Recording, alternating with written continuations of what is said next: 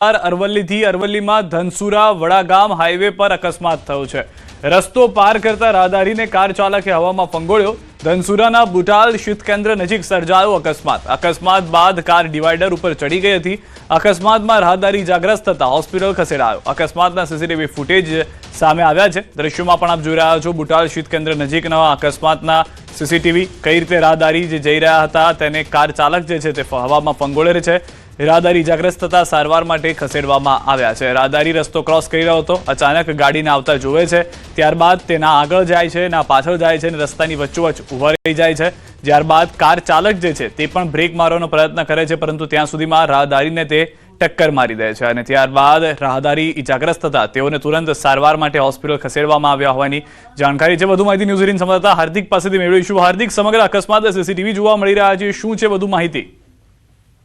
સીધા ચોક્કસથી જે પ્રકારે ધનસુરાથી જે વડાગામનો હાઈવે છે ત્યાં બુટાલ ગામ છે, બુટાલ ગામ પાસે સાબર ડેરીનું શીત કેન્દ્ર આવેલું છે, તેની સામે જ આ ઘટના બની છે। ખાસ કરીને એક કાર ચાલક હાઈવે પર જઈ રહેલો હોય છે ત્યારે એક રાહદારી છે જે રસ્તો પસાર કરવાનો પ્રયાસ કરતો હોય છે। અચાનક જ આવેલી કારની ટક્કરે તે હવામાં ફંગોળાયો હતો અને જે ઇજાગ્રસ્ત થતા તેને સારવાર માટે ખસેડવામાં આવ્યો છે। ખાસ કરીને જે પ્રકારે અકસ્માત સર્જાયો છે સીસીટીવીમાં દ્રશ્યો જોવા મળી રહ્યા છે કે બેદરકારી બંને તરફથી છે કે જે આ કાર આવી રહી છે છતાં પણ રાહદારી પસાર થઈ રહ્યો છે, બીજી તરફ જે કાર ચાલક છે એ પૂરઝડપે આવી રહ્યો છે, એટલે કે પોલીસ દ્વારા સમગ્ર મામલે હવે કાર્યવાહી હાથ ધરવામાં આવી છે। જી સિદ્ધાર્થ। જી આભાર સમગ્ર માહિતી બદલ। તો હાલમાં જે ન્યૂઝ 18 સંવાદદાતાએ કહ્યું, બંને તરફથી બેદરકારી જોવા મળી રહી છે, હાલમાં તપાસ શરૂ થઈ ચૂકી છે। વડોદરાથી સમાચાર, ક્રેનની અડફેટે યુવકનું મોત થયું છે। મકરપુરા ડેપો નજીક અકસ્માત સર્જાયો છે। અકસ્માતના ધ્રુજાવી દેતા સીસીટીવી સામે આવ્યા છે। હાઇડ્રા ક્રેનના ચાલકે રોડ પર ચાલતા જતા યુવકને કચડી નાખ્યો। અકસ્માતના પગલે ટ્રાફિક જામ, પોલીસ સ્થળ પર પહોંચી ગઈ છે। દ્રશ્યોમાં અહીંયા પણ એ જ જોવા મળી રહ્યું છે કે જે વાહન ચાલક છે તે બેદરકારી સાથે વાહન ચલાવી રહ્યો હતો। એક વ્યક્તિ કે જે ત્યાંથી જઈ રહ્યો હતો, પસાર થઈ રહ્યો હતો, તેને કચડી નાખવામાં આવે છે। દ્રશ્યોમાં પણ આપ જોશો તો એક રાહદારી ત્યાંથી ચાલતો જઈ રહ્યો છે, અચાનક પાછળથી ક્રેન આવે છે અને તેના પર ફરી વળે છે। મકરપુરા ડેપો નજીક આ અકસ્માત વડોદરામાં સર્જાયો હોવાની પ્રાથમિક જાણકારી છે। આસપાસથી જે લોકો હતા તેઓ મદદે આવ્યા હતા। હોસ્પિટલ માટે 108ને ફોન કરવામાં આવ્યો હતો, પરંતુ સારવાર મળે તે પહેલા જ તે મૃત જાહેર થઈ ગયો હતો। પોલીસની ટીમ પણ તુરંત ઘટના સ્થળે પહોંચી ગઈ હતી। વડોદરાથી સમાચાર, ગણપતપુરા પાસે અકસ્માતમાં એકનું મોત થયું છે। ટ્રક અને બાઇક વચ્ચે સર્જાયો છે અકસ્માત। બાઇક ચાલકનું ઘટના સ્થળે જ નિપજ્યું છે મોત। મૃતક ખેડાના સનાદ્રા ગામનો રહેવાસી। અકસ્માતને પગલે સર્જાયો છે ટ્રાફિક જામ।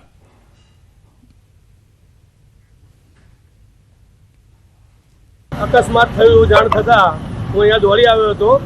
અહીંયા સ્થળ પર આવતા એક ટ્રક ચાલકે બાઇક સવારને ટક્કર મારતા મૃત્યુ પામેલ છે। એ મૃત્યુ પામેલનું નામ વલ્લભભાઈ સોમાભાઈ પટેલ ખાસરા ગામના છે અને સ્થળ પર જ મૃત્યુ પામે છે। પોલીસને જાણ કરતા પોલીસ આવી છે, પોલીસની કાર્યવાહી ચાલુ છે।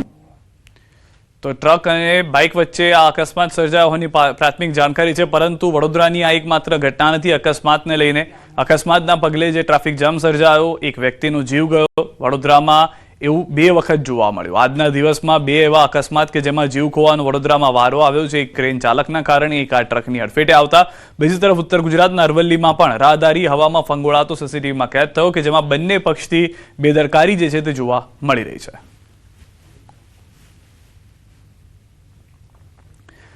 તો રાહદારીને હવામાં ફંગોળવામાં આવ્યો તે સીસીટીવી જ્યારે જોવામાં આવ્યા હતા, તુરંત જ રાહદારીને મદદ માટે લોકો દોડી આવ્યા હતા। અરવલ્લીની અંદર જે વ્યક્તિ છે તે હાલમાં ઇજાગ્રસ્ત છે, જેની સારવાર હોસ્પિટલમાં ચાલી રહી હોવાનું જાણવામાં આવી રહ્યું છે। બીજી તરફ વડોદરાની બંને ઘટનાની અંદર વાહન ચાલકની બેદરકારીના કારણે જીવ ખોવાનો વારો આવ્યો છે। એક રાહદારી વડોદરાનો જે હતો તેને જીવ ખોવાનો વારો આવ્યો છે। સારવાર માટે ખસેડવામાં આવે તે પહેલા મૃત જાહેર કરવામાં આવ્યો છે, જ્યારે બાઇક ચાલકને જે ટ્રક ચાલકે અડફેટે લીધો હતો તેનું ઘટના સ્થળે જ મૃત્યુ થયું હોવાની જાણકારી છે।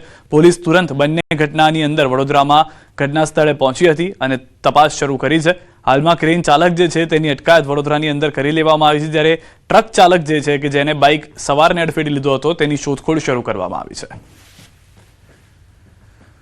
પકડાયેલા આતંકી ષડયંત્રકારી અંગે મોટો ખુલાસો થયો છે। આરોપી જૈશે મહમ્મદથી પ્રભાવિત હતો।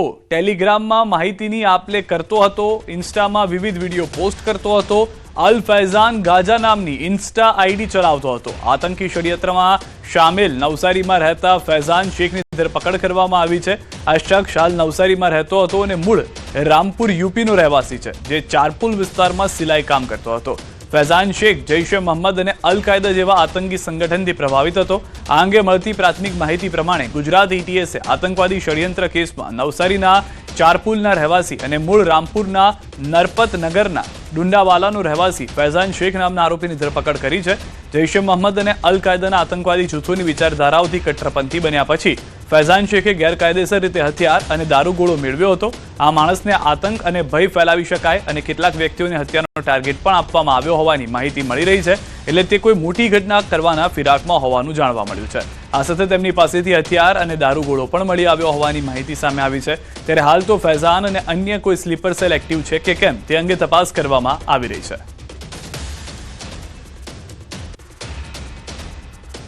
3-4 વર્ષથી નવસારી ખાતે રહે છે, દરજીનો કામ કરે છે અને સમયાંતરે એના મૂળ વતન પણ જાય છે. અને આ જાતે ઘણો રેડિકલ છે. આ એવા લોકોને મારવાનો ષડયંત્ર રચી રહ્યો છે જે કે આના મુજબ પૈગંબર વિરુદ્ધમાં કંઈ સ્ટેટમેન્ટ કરતા હોય, વધારે બોલતા હોય. અને સાથે સાથે આ જૈશ-એ મોહમ્મદ અને અલ કાયદાની જે વિચારધારા છે આનાથી ઘણો પ્રભાવિત છે. આ લોકોના ચેનલ્સ વગેરે ફોલો કરે છે અને આ લોકોના કહેવા મુજબ ભારતમાં જેહાદ ફેલાઈને અને કાશ્મીરને ભારતથી અલગ કરવા માટેની કાવતરામાં પણ સામેલ હોય એ રીતની આની પ્રાઇમા ફેસી એક ઇન્ફોર્મેશન મળી હતી. એના પાસેથી ઘણી બધી શંકાસ્પદ અને રેડિકલ વસ્તુઓ મળી આવેલી. સૌથી પહેલાં એની પાસેથી એના કબજેથી એક પિસ્ટલ અને 6 જીવતા રાઉન્ડ મળી આવેલા. જ્યારે એનો ફોન ચેક કરવામાં આવેલ તો આ અલ ફૈઝાન ગાજા અને એક બીજી પણ ઇન્સ્ટા આઈડી ચલાવતો હતો. એના ઉપર એક ઘણો બધો રેડિકલ કન્ટેન્ટ જે કે અલ કાયદા અને જૈશ-એ મોહમ્મદનો હોય એવા વિડીયોઝ અપલોડ કરતો હતો. સાથે સાથે એની જાણ મુજબ જે પૈગંબર વિરુદ્ધ બોલતા હોય એવા લોકોના ટાર્ગેટના નેમ્સ અને ફોટોગ્રાફ્સ વગેરે પણ અને એના વિરુદ્ધ આના જે વિચાર છે, જે એના મારવાની એની પ્લાનિંગ છે એ બાબતમાં પણ આ લખતો હતો. વડોદરાથી સમાચાર. એમએસયુમાં વિદ્યાર્થીઓની સુરક્ષાને લઈને મોટો નિર્ણય. મારામારી, છેડતીની ઘટના બાદ સુરક્ષામાં વધારો કરવામાં આવશે. 1 ફેબ્રુઆરીથી સિક્યુરિટીનો નવો કોન્ટ્રાક્ટ અમલમાં મુકાશે. એક સાથે 3 સિક્યુરિટીને આપ્યું છે કોન્ટ્રાક્ટ. સિક્યુરિટીના 200 જવાનો યુનિવર્સિટીની કરશે સુરક્ષા. યુનિવર્સિટીના એન્ટ્રી એક્ઝિટ પોઈન્ટ પણ સીમિત કરાશે. એઆઈ કેમેરા લગાવવાની પણ સત્તાધીશોની વિચારણા છે. તો અનેક વખત વડોદરાની અંદર મારપીટના એમએસયુની અંદર ઘટના બની રહી છે. એમએસયુની આ ઘટનાઓને કારણે યુનિવર્સિટી ઘણી વખત વિવાદમાં આવી રહી છે. તો તેને ધ્યાનમાં રાખીને આ પગલું લેવામાં આવ્યું હોવાની જાણકારી મળી રહી છે.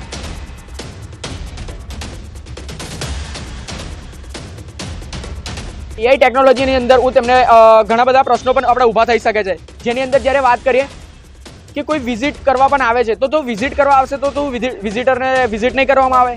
અને બીજી વસ્તુ કે અમુક સ્ટુડન્ટ્સ એવા પણ છે જે યુપીએસસીની તૈયારી કરે છે, જે જીપીએસસીની તૈયારી કરે છે, જે પાર્ટ ડિપ્લોમા કોર્સિસ કરે છે, તેઓનું તો અમુકનું તો આઈ કાર્ડ પણ નથી આવતું. તો તેઓનું આઈ કાર્ડ નથી આવતું તો શું તેવા વિદ્યાર્થીઓને એમએસ યુનિવર્સિટીમાં એન્ટ્રી બંધ કરી દેવામાં આવશે?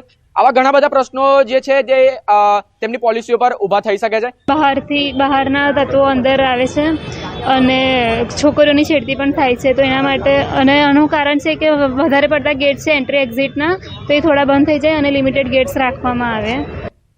વિશ્વવિખ્યાત એમએસ યુનિવર્સિટીમાં વડોદરા સહિત દેશ વિદેશના વિદ્યાર્થીઓ અભ્યાસ કરે છે. ત્યારે ભૂતકાળમાં અનેક સમાચારો તમે એવા જોયા હશે કે યુનિવર્સિટીમાં મારામારીની ઘટના બની અથવા તો પછી યુનિવર્સિટીમાંથી વિદ્યાર્થીનું વાહન જે છે તે ચોરાઈ ગયું.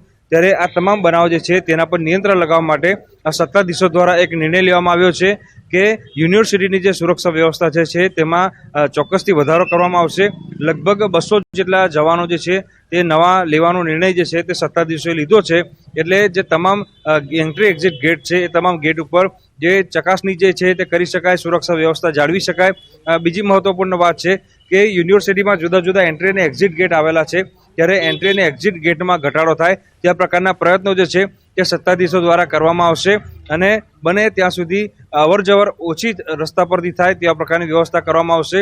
અને જે અવરજવર કરવાના રસ્તા છે એટલે કે એન્ટ્રી અને એક્ઝિટ ગેટ છે એ તમામ જગ્યા પર સુરક્ષા જવાનો તૈનાત કરવામાં આવશે અને ત્યારબાદ જે તમામ વિદ્યાર્થીઓ જે છે તેમના આઈ કાર્ડની ચકાસણી જે છે તે કરવામાં આવશે. બીજી મહત્વપૂર્ણ વાત છે કે AI ટેકનોલોજીવાળા કેમેરા લગાવવાનો નિર્ણય જે છે તે યુનિવર્સિટી સત્તાધીશોએ લીધો છે.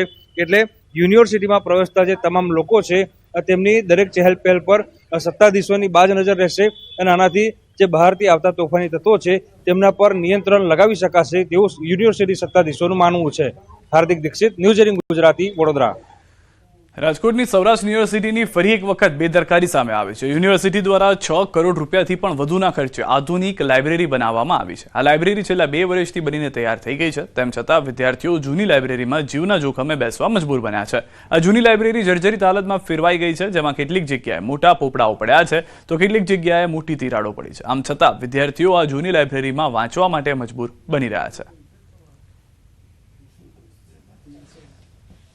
તે પોપડા પડવા છતાં જે નવી લાઇબ્રેરી 2 વર્ષથી બની ગયેલ છે તોય પણ એનું ઉદ્ઘાટન કરવામાં નથી આવ્યું, જે ક્યાંક ને ક્યાંક યુનિવર્સિટીની બેદરકારીના કારણે કે ફાયર એનઓસી નથી લગાવવામાં આવી અને જે વિદ્યાર્થીઓ જે બહારના કોઈ વાંચવાવાળા વિદ્યાર્થીઓ આવે છે તે વિદ્યાર્થીઓને એટલો સંકટ પડે છે કે બહારની પ્રાઇવેટ લાઇબ્રેરી જોઈન કરવી પડે છે, જે ફાઇનાન્શિયલી સ્ટેબલ છે નહીં, છતાં પણ એ લોકોને બહારે યુનિવર્સિટીની લાઇબ્રેરીમાં અંદર પ્રવેશ કરવામાં આપવામાં નથી આવતો. વિદ્યાર્થીઓ જીવના જોખમે આ ખંડેર હાલતમાં જે લાઇબ્રેરી શરૂ છે ત્યાં ઉપર પોપડા પડવાના ભયથી પણ વિદ્યાર્થીઓ વાંચતા હોય છે. આપણે જોયું કે સવારથી લઈને તે સાંજ સુધીની અંદર ઘણા ખરા યુનિવર્સિટીના અથવા તો યુનિવર્સિટી આજુબાજુના વિદ્યાર્થીઓ અહીંયા વાંચવા માટે આવતા હોય છે. આ જો આ ખંડેર હાલતમાં છે, અહીંયા પોપડા પડેલા છે, એ બધી જગ્યાએ આ વિદ્યાર્થીઓ અંદર બીજા ઘણા ખરા પ્રશ્નો છે. સૌરાષ્ટ્ર યુનિવર્સિટીની લાઇબ્રેરી છે તે અત્યાધુનિક લાઇબ્રેરી બનીને તૈયાર થઈ ગઈ છે. આપ દ્રશ્યોમાં પણ જોઈ શકો છો કે ખૂબ જ આકર્ષક લાગતી આ લાઇબ્રેરી છે. કરોડો રૂપિયાના ખર્ચે આ લાઇબ્રેરીનું નિર્માણ કરવામાં આવી રહ્યું છે. જો કે છેલ્લા 2 વર્ષથી આ લોકાર્પણના વાકે આ લાઇબ્રેરી છે તે અત્યારે જે ધૂળ ખાઈ રહી છે. ખાસ કરીને બીજી તરફ જે ઉમેદવારો છે, વિદ્યાર્થીઓ છે, તે જૂની લાઇબ્રેરીમાં જે ભયના ઓથાર હેઠળ જે વાંચવા માટે મજબૂર બની રહ્યા છે. ખાસ કરીને સૌરાષ્ટ્ર યુનિવર્સિટી છે ત્યાંના આ દ્રશ્યો છે. યુનિવર્સિટીના પટાંગણમાં 2 લાઇબ્રેરી આવેલી છે. એક તો જે અત્યંત જૂની અને જે જર્જરિત હાલતમાં છે, કેટલીક જગ્યાએ મોટા પોપડાઓ પણ પડેલા છે. બીજી તરફ આ જે અત્યાધુનિક લાઇબ્રેરી છે તેમનો ઉપયોગ જે લોકાર્પણના વાક્ય જે ઉમેદવારો નથી કરી રહ્યા, ત્યારે ક્યાંક ને ક્યાંક અહીં આવતા વિદ્યાર્થીઓ તેમજ કોમ્પિટિટિવ એક્ઝામની તૈયારીઓ કરતા ઉમેદવારોની માંગ છે કે ઝડપથી આ જે લાઇબ્રેરી છે તેમનું લોકાર્પણ કરવામાં આવે, જેથી કરીને લોકો છે તે અત્યાધુનિક જે લાઇબ્રેરી છે તેમનો ઉપયોગ કરી શકે અને જે સારી સુવિધા છે તેમનો લાભ પણ લઈ શકે. હાર્દિક જોશી, ન્યૂઝ 18 ગુજરાતી, રાજકોટ. અમદાવાદની ઉદ્ગમ સ્કૂલ સામે જાહેરહિતની અરજીનો મામલો. અરજીમાં પૂરતી માહિતી ન હોવાના કારણે કોર્ટે સુનાવણી કરવાનો ઇનકાર કર્યો. અરજીમાં વ્યક્તિઓ અંગેની માહિતી